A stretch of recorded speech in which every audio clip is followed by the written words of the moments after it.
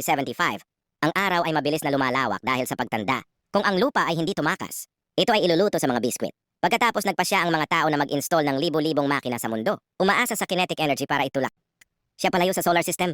Ito may isang pakikipagsapalaran ng pag-alagala sa lupa. Ngunit sa sandaling umalis ang lupa sa araw, mabilis na bumaba ang temperatura sa ibabaw. Direktang bumaba sa higit sa minus 80 degrees para mabuhay. Ang mga tao ay maaari lamang magtago sa ilalim ng lupa, may kilomepitan, at ito ang tanging tahanan ng mga tao. Ang pangalan ng lalaki ay Liuki sa edad na Fart. Nanirahan siya sa isang piitan kasama ang kanyang lolo. Mas malala pa ang pinsan niyang si Han Duo. Hindi pa nakikita ang araw mula nang ipanganak. Mabubuhay lang ako sa dilim sa basement buong araw.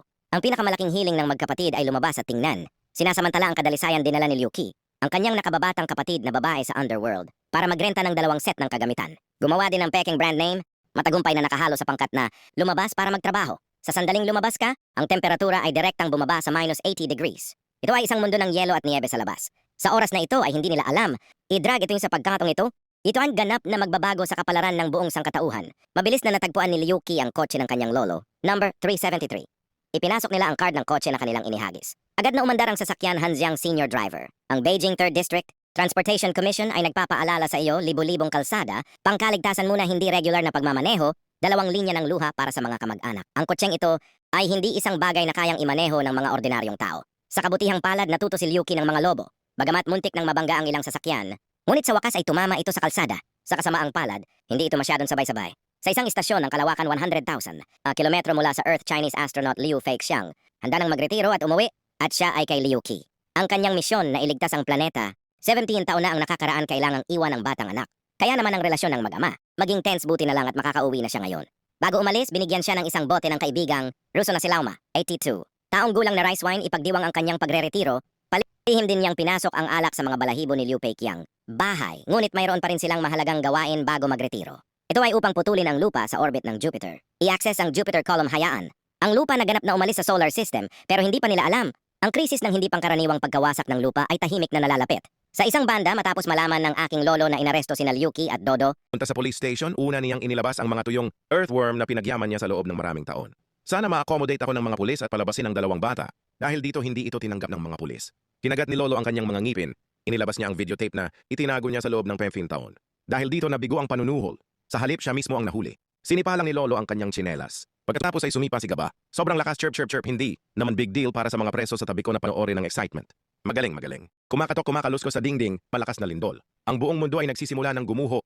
Buti na lang at gumuho din ang gate ng kulungan. Sinamantala ni Liuki at ng iba pa ang pagkakataong makatakas. Iniligtas din niya ang bilanggo sa tabi niya. Mabilis silang tumakas sa kanal sa labas ng sasakyan. Mahusay na pagmamaneho ng mga sasakyan upang maiwasan ang mga gumuhong gusali. Sa wakas ay nakatakas sa kapatagan, gayunpaman. Ang krisis ay nagsimula pa lamang. Dahil sa impluensya ng gravity ni Jupiter, mahigit sa zero engine failure sa buong mundo. Kung hindi naayos sa oras, tatamaan ng Earth si Jupiter sa loob ng 37 oras sa oras na iyon. Ang lupa ay ganap na mawawasak. Agarang utos ng gobyerno ng koalisyon, ipadala ang Global Rescue Team. Ayusin ang makina sa lahat ng mga gastos dito dinala. Ni lolo si Liuki at ang iba pa sa kanlungan. Dahil dito pinigilan siya ng rescue team. Nagpunta pala ang rescue team para ayusin ang makina. Ngunit isang aksidente ang nangyari sa daan. Nagsakripisyo ang driver para protektahan ng karwahe. Ang nasa sasakyan ay restart. Ang gasolina ng makina pagkain sa makatuwid, hiniling ng rescue team na i-requisition ng carrier ng lolo. Bago iligtas ang planeta, kailangang tumabi ang lahat. Ang paraan, napilitan si Liuki at ang iba pa. Sumali sa Chinese 17111. Rescue team sinimulan ang rescue mission para i-restart ang Hangzhou engine. Lahat ng nasa daan ay kusang loob. Mga sasakyang naghahatid ng pagkain sa kalsada, hindi nagtagal, ay nakarating na sila sa Shanghai. Ang dating mataong lungsod na ito, ngayon ay napilitan akong makita ang trahedya ng aking tinubuang bayan. Hindi napigilan ang lahat na malungkot. Sabay-sabay sun station para makatipid ng resources. Ang lahat ng mga astronaut ay kinakailangang pumasok sa dormant cabin. Nag-aalala si Liu Feixiang sa kanyang anak bago matulog. Tinanong niya si Moss, ang robot sa istasyon ng Kalawakan. Hanapin ang nakareserbang lokasyon, nasa Shanghai pala sila. Matapos malaman na si Liuki at ang kanyang lolo ay na-requisition ng rescue team, Liu Feixiang agad na humingi ng tawag sa rescue commander. Pagkatapos ng 10 puntos, hiniling niya sa rescue team na agad na ayusin ang ama at anak. Ngunit tumanggi ang kapitan sa kadahilan ng iligtas. Sa isang pagkapatas tumayo si Liuki at sinabing magdadrive ako, kaya huwag mo akong pakialaman. Lumalabas na ang mga astronaut na lumahok sa istasyon ng Kalawakan ay makakakuha ng tirahan sa isang piitan. Ang kanyang asawa ay may malubhang karamdaman noon, kaya ibinigay ni Liu Feixiang ang kwota sa kanyang lolo. Sumuko sa paggamot ng kanyang asawa. Maaari itong ituring na hindi direktang pagpatay sa kanyang asawa. Si Liu Qi ay nag-iisip tungkol dito. Gustong ipaliwanag ni